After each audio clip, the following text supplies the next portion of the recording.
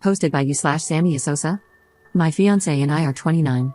My fiance, best man, groomsmen, and I have known each other since we were kids. We met collectively between 6th and 7th grade and have been part of the same friend group ever since. The group has grown and shrunk over the years, but a small core of us has remained extremely close.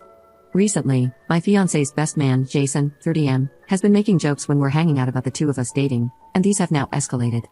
Admittedly, when I met Jason in 6th grade, I had the biggest crush on him, and everyone knew. I was much taller than average for a girl at that age, and he was one of 2 guys in the entire school as tall as me. But that's where the story ends. I had one hell of an awkward phase in middle school, and he made it very clear from the start that he was not interested.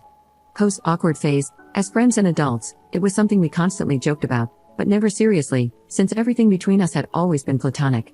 This joke about him rejecting me has recently turned into claims that he dated me first whenever my fiancé and I are around. Despite the inaccuracy and the fact that it's being brought up more often, everything has remained pretty lighthearted in context, and while it's annoying, it's something I've been able to brush off or quickly rebut.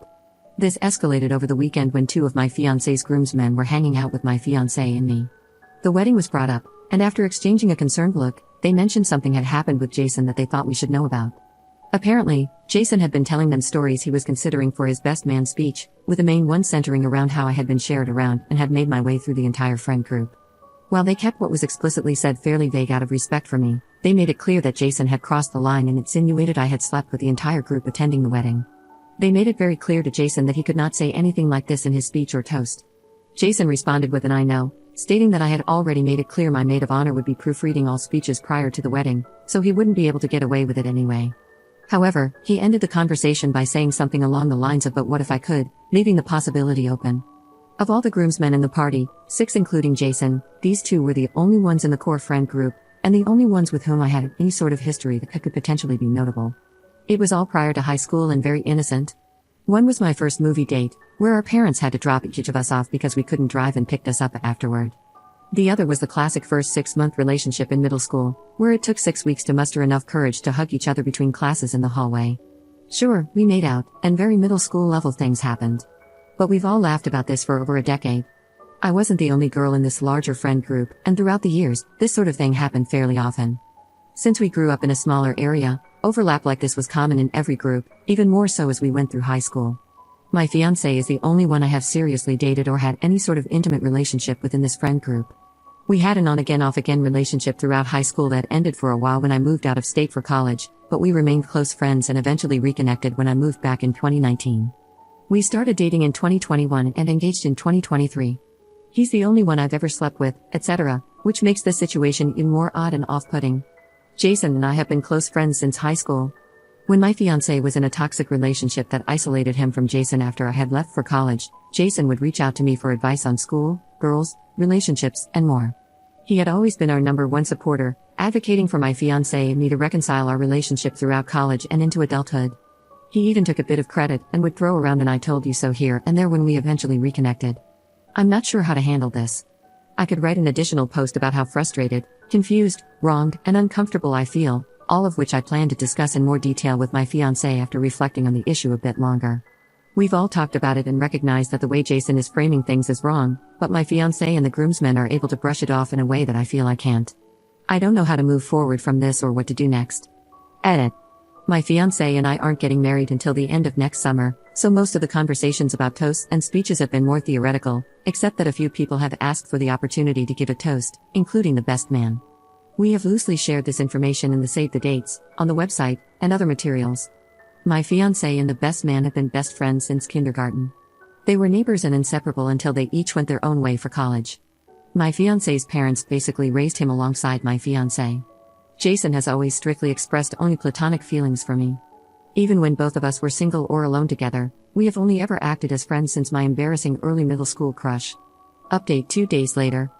First, I want to thank those who were clear and honest about how alarming the situation was from their perspective.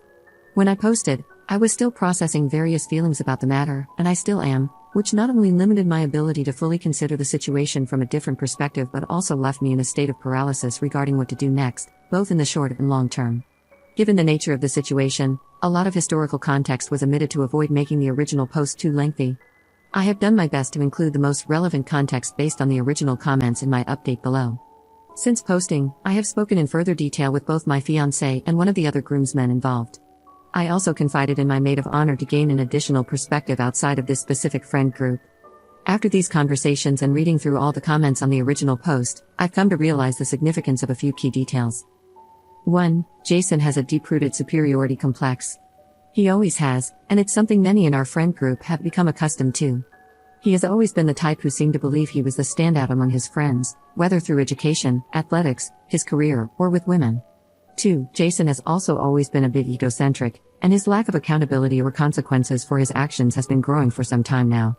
Despite it almost always being unintentional, he is often oblivious to the inconveniences and harm he causes others, as long as it benefits his personal ego. 3. This situation is about jealousy from a few different angles, but not specifically about me. When looking at the full picture, this escalation feels like a continued attempt to knock my fiancé down for reaching the next stage in life.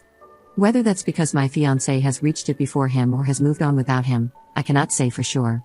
4. Jason's issues with misogyny have also been escalating alongside everything else. His lack of respect for the women he has dated seems to have worsened.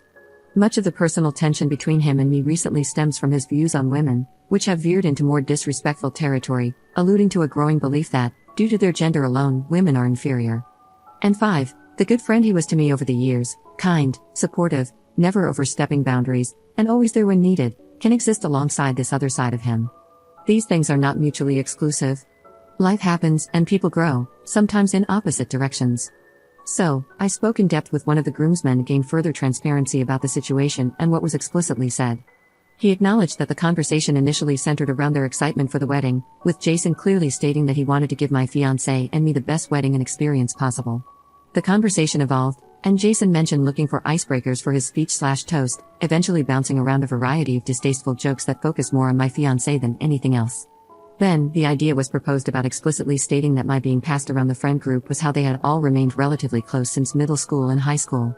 Jason was immediately shut down by the other groomsmen, who told him to know his audience and recognize that he was openly alluding to things that were untrue and could have an extremely negative impact on me personally.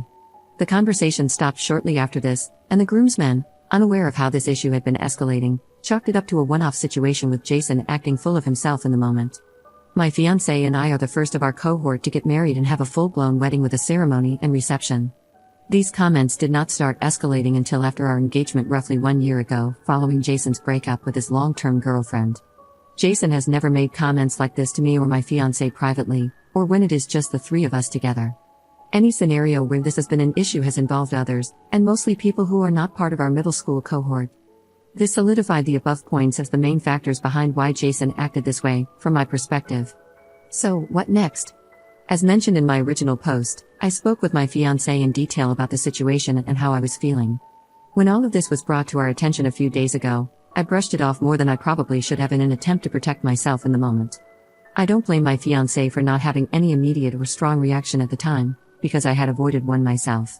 I think it's important to note that Jason is not a day-to-day presence in our lives. While he frequently travels for work that brings him to our area, we live in different states. He hasn't lived in the same area as my fiancé or me since high school. Much of this shift in his personality has happened over the last few years.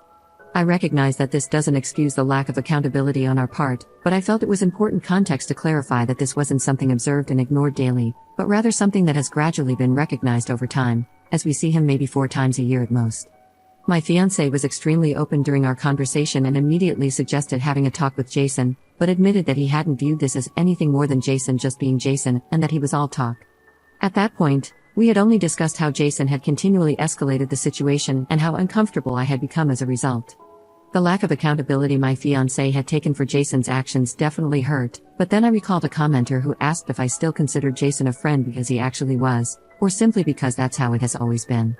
To sum up what turned into a lengthier and much more productive conversation with my fiancé, I told him that while I recognized his friendship with Jason had always been a part of his life, I no longer wanted to be friends with him after this.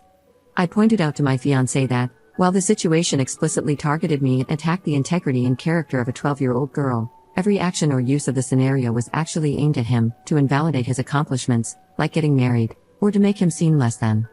I told my fiancé that it was up to him how he handles his conversation with Jason, but regardless, the disrespect Jason had shown me was a clear statement of what he thought of our personal friendship.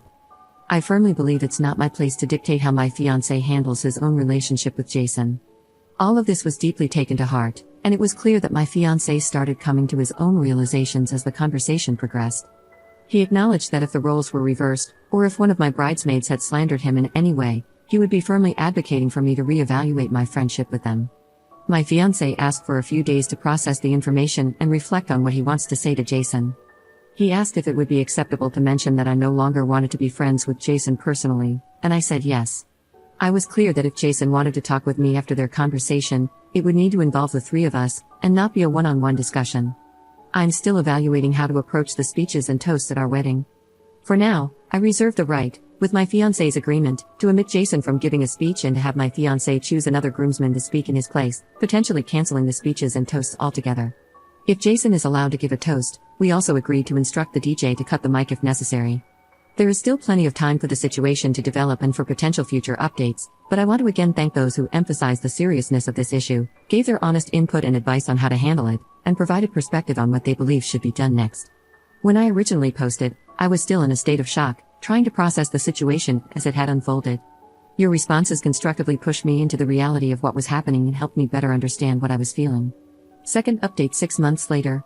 I'm considering canceling our wedding and calling off our engagement over a pizza. This is going to be kind of long, sorry. While the drama surrounding my fiancé's best man has simmered, the deeper issues around the lack of support have not. Apologies in advance for this not being centered around my fiancé's best man. Honestly, not much has changed. A conversation between them was had, most of which involved my fiancé reassuring Jason that things would blow over and accommodating Jason's claim that it was only a joke. While my fiancé acknowledged that what was said was wrong, the conversation wasn't about setting boundaries. I eventually had to have my own conversation with Jason, during which my fiancé stood silently in the room. I reached my breaking point 2 weeks ago.